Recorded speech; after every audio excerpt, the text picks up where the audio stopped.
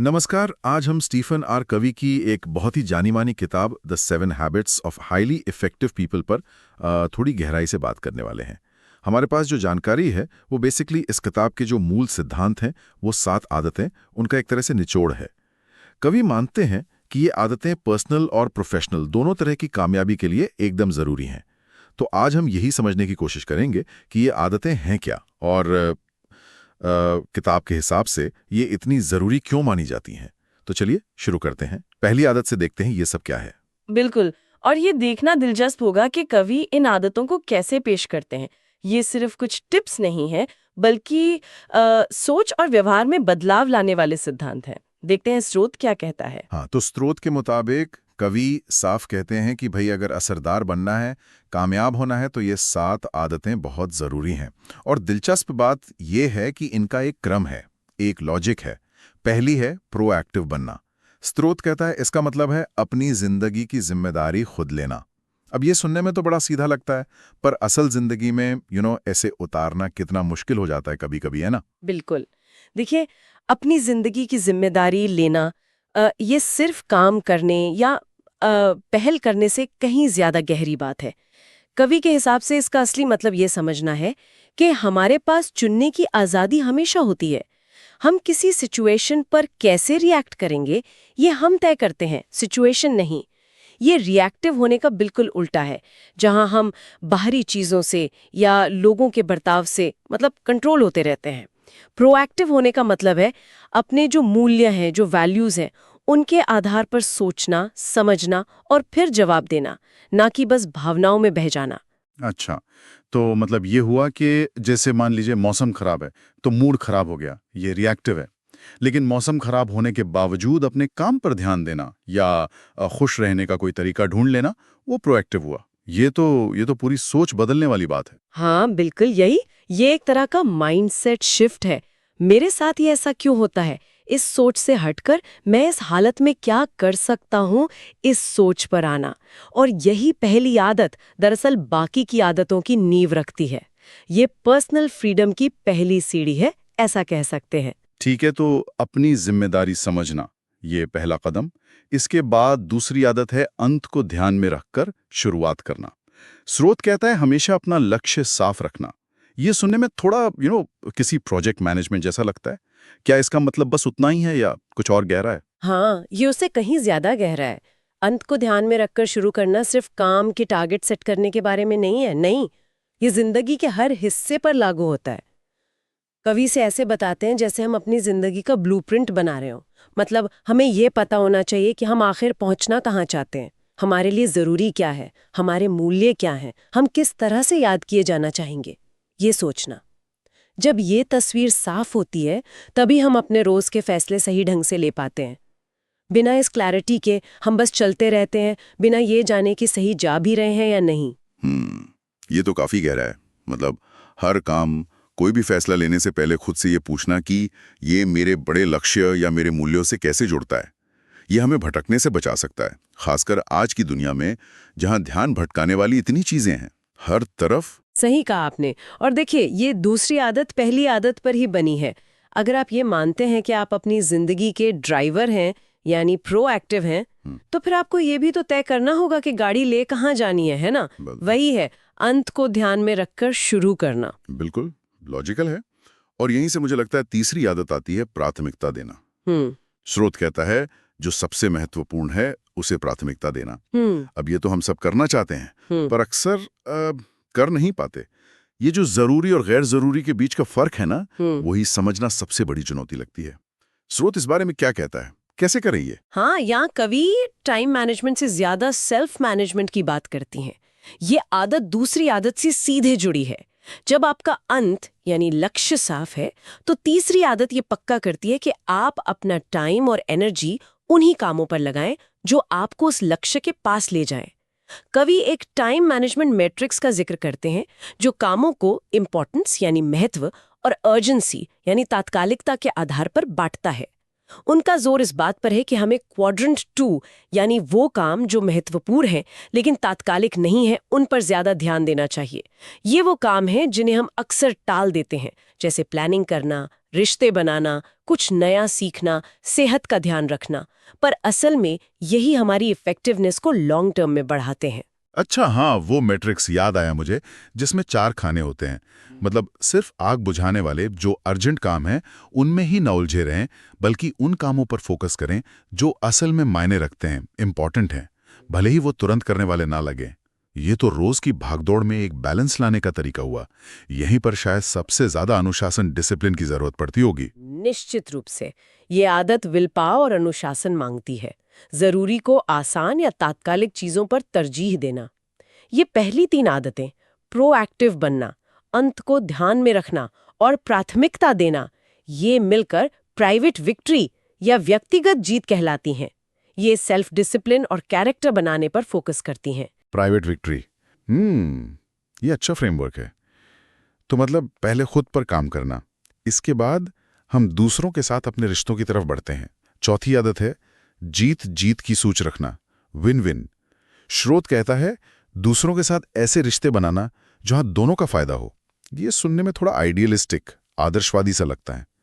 क्या ये असल जिंदगी में मुमकिन है, जहां अक्सर लगता है कि भाई किसी एक की जीत दूसरे की हार होती है? सिर्फ मुमकिन है, बल्कि लंबे समय तक चलने वाले कामयाब रिश्तों का यही एकमात्र टिकाऊ आधार है।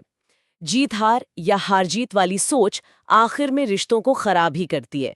जीत जीत एक माइंडसेट है, एक फिलॉसफी है जो ये मानती है कि दुनिया में सबके लिए मौके और कामयाबी काफी है, ऐसा नहीं कि कम है। ये सहयोग पर आधारित है, कंपटीशन पर नहीं। इसका मतलब ये नहीं है कि हमेशा समझौता ही किया जाए, वो कभी कभी लूज लूज भी हो सकता है, बल्कि इसका मतलब है ऐसे हल ढूंढना जिससे सभी पार्टियों को लगे कि हाँ, वे जीते हैं और उनके हितों का, उनके इंटरेस्ट का सम्मान हुआ है। अच्छा, मतलब ये सोचना कि पाई का टुकड़ा लिमिटेड नहीं है, बल्कि हम सब मिलकर उस पाई को और बड़ा बना सकते हैं। ये तो वाकई रिश्तों में और कामकाज में दोनों जगह एक क्रांतिकारी बदलाव ला सकता है। लेकिन क्या होता है जब सामने वाला जीत जीत की सोच ना रखता हो, तब क्या? ये बिल्कुल वैलिड सवाल है। तभी कहती हैं कि अगर जीत जीत मुमकिन न हो पा रहा हो तो कभी-कभी सबसे अच्छा ऑप्शन नो डील होता है, मतलब सौदा ना करना। इससे कम से कम रिश्ता खराब होने से बच जाता है और शायद भविष्य में कभी जीत जीत की गुंजाइश बनी रहती है। लेकिन कोशिश हमेशा विन विन खोजने की ही करनी चाहिए पहले। ठीक है, ये एक प्रैक्टिकल नजरिया है। नो डील भी एक ऑप्शन है। अब आते हैं 5वीं आदत पर, जो कम्युनिकेशन, संवाद से जुड़ी है। पहले समझें फिर समझाएं। ये सुनने में इतना ऑब्वियस लगता है, फिर भी हम अक्सर इसका उल्टा क्यों करते हैं? हम क्यों पहले अपनी बात मनवाने की कोशिश में लग जाते हैं? शायद इसलिए क्योंकि हम अक्सर अपने नजरिए से, अपने पॉइंट ऑफ व्यू से इतने भरे होते हैं कि दूसरे को सुनने और समझने की जगह ही नहीं बचती। कवि इसे सहानुभूतिपूर्ण सुनना या एम्पैथेटिक लिसनिंग कहती हैं। मतलब सिर्फ शब्द नहीं सुनना, बल्कि सामने वाले की फीलिंग्स, उसका फ्रेम ऑफ रेफरेंस, उसकी दुनिया को समझने की कोशिश करना। ये सिर्फ चुप रहकर सुनने या मन ही मन जवाब तैयार करने के बारे में नहीं है, बल्कि सच में दूसरे इंसान की जगह खुद को रख कर देखने की कोशिश करना है। जब आप किसी को इतनी गहराई से समझते हैं, तभी आप अपनी बात इस तरह रख सकते हैं कि वो उसे समझ पाए और शायद स्वीकार भी कर पाए। ये तो बहुत पावरफुल विचार है। अक्सर झगड़े और गलतफहमियां शायद इसीलिए होती हैं क्योंकि हम समझने से पहले ही समझाने लगते हैं या सलाह देने लगते हैं। अगर हम सच में पहले दूसरे के नजरिए को समझ लें तो शायद आधी दिक्कतें तो वहीं खत्म हो जाएं। ये आदत तो रिश्तों की चाबी लगती है। बिल्कुल बिल्कुल, ये विश्वास बनाने की, ट्रस्ट बिल्ड करने की बुनियाद है। और ये चौथी आदत यानी विन विन को भी संभव बनाती है। आप किसी के साथ विन विन समाधान कैसे ढूंढ सकते हैं अगर आप पहले यही नहीं समझते कि उनके लिए जीत का मतलब क्या है ना? सही बात है। ये आदतें वाकई एक दूसरे से कितनी जुड़ी हुई हैं। अब छठी का आदत है सिनर्जी बनाएं। सिनर्जी, स्रोत कहता है टीम वर्क से बड़ा परिणाम हासिल करना। अब ये सिनर्जी शब्द थोड़ा एब्स्ट्रैक्ट सा लगता है। इसका असल मतलब क्या है? क्या ये सिर्फ टीम वर्क का कोई फैंसी नाम है? उनके अलग अलग प्रयासों के जोर से कहीं ज्यादा होता है। मतलब जैसे 1+1 = 3 या 5 या 10 भी हो सकता है। ये तब होता है जब टीम के सदस्य अपने मतभेदों को, अपने डिफरेंसेस को कमजोरी नहीं बल्कि ताकत मानते हैं। वो एक दूसरे के नजरिए का सम्मान करते हैं और नए बेहतर समाधान खोजने के लिए मिलकर क्रिएटिव तरीके से काम करते हैं। ऐसे समाधान जो शायद अकेले किसी के दिमाग में आते ही नहीं। ये सिर्फ समझौता या कॉम्प्रोमाइज नहीं है, बल्कि कुछ नया और बेहतर बनाना है, क्रिएशन है। वाह, यानी मतभेदों को गले लगाना, उनसे सीखना और फिर मिलकर कुछ ऐसा बनाना जो पहले मुमकिन नहीं था। ये तो इनोवेशन और क्रिएटिविटी की जड़ लगती है फिर तो। ये सिर्फ ऑफिस टीम्स पर ही नहीं, मेरे ख्याल से परिवार या समाज कहीं भी लागू हो सकता है। निश्चित रूप से सिनर्जी दरअसल आपसी सम्मान जो चौथी आदत है, विन विन, और गहरी समझ जो पांचवी आदत है, पहले समझें, पर ही आधारित होती है।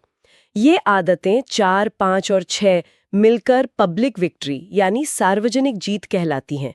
ये दूसरों के साथ इफेक्टिव तरीके से काम करने और सफल रिश्ते बनाने पर फोकस करती हैं। प्राइवेट विक्ट्री से पब्लिक विक्ट्री तक का सफर, हाँ, ये ढांचा समझने में मदद करता है। और अब आखिर में 7वीं आदत, आरी तेज करना, शार्पन द सॉ। स्रूत कहता है खुद को रोज बेहतर बनाते रहना। ये थोड़ा अजीब सा मुहावरा लगता है, आरी तेज करना, इसका क्या मतलब हुआ? कुंद हो चुकी आरी को तेज करने का टाइम ही नहीं था। कोवी कहते हैं कि हम भी अक्सर अपनी जिंदगी में यही करते हैं। 7वीं आदत बाकी सभी 6 आदतों को मुमकिन बनाने और बनाए रखने के लिए जरूरी है। ये है कंटिन्यूअस सेल्फ रिन्यूअल का सिद्धांत, लगातार खुद को नया करना। कोवीज के 4 डायमेंशन बताती हैं, शारीरिक जैसे एक्सरसाइज, अच्छा खाना, आराम, मानसिक जैसे पढ़ना, सीखना, सोचना, सामाजिक भावनात्मक रिश्ते बनाना, सहानुभूति दिखाना, सेवा करना, और आध्यात्मिक अपने मूल्यों को समझना, ध्यान करना, प्रकृति से जुड़ना। इन चारों एरिया में नियमित रूप से इन्वेस्ट करके हम अपनी आरी को तेज रखते हैं ताकि हम जीवन की चुनौतियों का सामना कर सकें और इफेक्टिव बने रहें। समझ गया। यानी ये सिर्फ काम काम काम करते रहने के बारे में नहीं है, बल्कि अपनी कैपेसिटी को बनाए रखने और बढ़ाने के लिए रुक कर खुद पर ध्यान देना भी उतना ही ज़रूरी है, वरना हम जिसे बर्नआउट कहते हैं उसका शिकार हो सकते हैं। ये तो एक तरह से सेल्फ केयर को प्राथमिकता देना हुआ, ताकि हम दूसरों के लिए और अपने लक्ष्यों के लिए बेहतर ढंग से उपलब्ध रह सकें। बिल्कुल, ये कोई स्वार्थ नहीं है, बल्कि इफेक्टिवनेस के लिए, प्रभावशाली बने रहने के लिए अनिवार्य शर्त है। ये आदत बाकी सभी आदतों को घेर लेती है और उन्हें एनर्जी देती है, उन्हें संभव बनाती है। ये एक लगातार चलने वाला सुधार का चक्र है। तो स्रोत का निष्कर्ष यही निकलता है कि अगर कोई इन 7 आदतों को अपनी जिंदगी में उतारता है, जो कि जाहिर है एक लगातार चलने वाला प्रोसेस है, कोई एक दिन का काम नहीं, तो उसे जीवन के हर क्षेत्र में, हर पहलू में बेहतर नतीजे देखने को मिल सकते हैं। और ये आदतें कैरेक्टर और सिद्धांतों पर आधारित है, सिर्फ तकनीकों या शॉर्टकट्स पर नहीं। तो अगर हम संक्षेप में देखें, स्टीफन कवीज की किताब the 7 habits of highly effective people से मिली जानकारी के अनुसार ये 7 आदतें हैं। पहला, प्रोएक्टिव बनना, यानी अपनी पसंद, अपनी जिम्मेदारी को समझना और चुनना। दूसरा, अंत को ध्यान में रखकर शुरू करना, यानी अपनी दिशा, अपना लक्ष्य साफ रखना। तीसरा, प्राथमिकता देना, मतलब जरूरी चीजों को पहले करना। चौथा, जीत जीत सोचना, यानी ऐसे समाधान खोजना जिसमें सबका फायदा हो। 5वीं, पहले समझना फिर समझाना, यानी सहानुभूति से सुनना और फिर अपनी बात रखना। 6ठी, सिनर्जी बनाना, मतलब मतभेदों का सम्मान करते हुए मिलकर कुछ बड़ा, कुछ बेहतर करना। और 7वें, आरी तेज करना, यानी लगातार खुद के चारों आयामों, शारीरिक, मानसिक, सामाजिक, भावनात्मक और आध्यात्मिक, उनका नवीनीकरण करना, उनको बेहतर बनाते रहना। स्रोत से ये तो बिल्कुल साफ है कि ये आदतें अकेली नहीं हैं, ये एक दूसरे से जुड़ी हुई हैं और मिलकर एक बहुत शक्तिशाली ढांचा बनाती हैं। ये व्यक्तिगत विकास यानी प्राइवेट विक्ट्री से शुरू होकर दूसरों के साथ प्रभावशालीता यानी पब्लिक विक्ट्री तक जाती हैं, और फिर निरंतर सुधार यानी आदत 7 से ये सब टिकाऊ बनता है। किताब का दावा यही है कि ये सिद्धांत यूनिवर्सल हैं और स्थायी सफलता और संतुष्टि की ओर ले जाते हैं। वाकई ये सिर्फ आदतों की एक लिस्ट नहीं लगती, बल्कि जीने का एक पूरा फलसफा, एक पूरी फिलॉसफी लगती है। जाते जाते एक सवाल मन में आता है, जो शायद सुनने वाले भी सोच सकते हैं, कि स्रोत में बताई गई इन 7 आदतों में से अगर किसी को आज से ही कोई बदलाव शुरू करना हो तो कौन सी एक आदत शायद सबसे ज्यादा असरदार या पहला कदम साबित हो सकती है? क्या वो प्रोएक्टिव बनना है जो पूरी मानसिकता ही बदल लेती है, या शायद प्राथमिकता देना जो तुरंत हमारे कामों को व्यवस्थित कर सकती है? इस पर सोचने से शायद अपनी यात्रा शुरू करने में कुछ मदद मिले।